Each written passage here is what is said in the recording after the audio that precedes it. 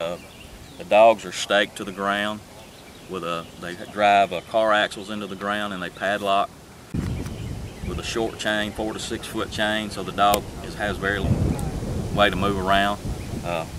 Very little food, living in their own feces. They have 2 breeding pens over here to my left that they had 2 mother dogs in that both had recent litters. They were living in their own feces.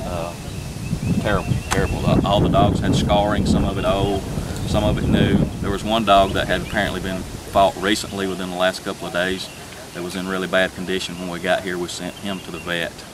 He had lacerations all over his head and one of his eyes was severely injured.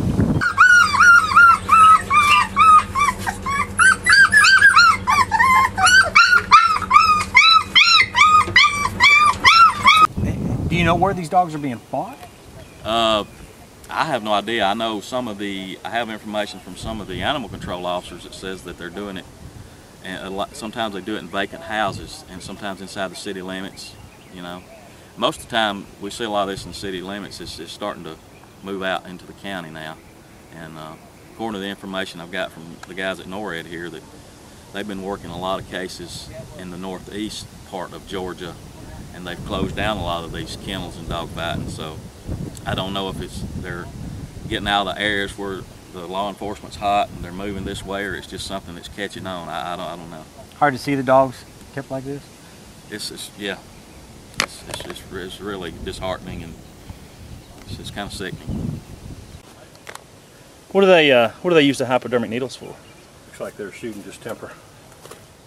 These bottles. Distemper to the puppies.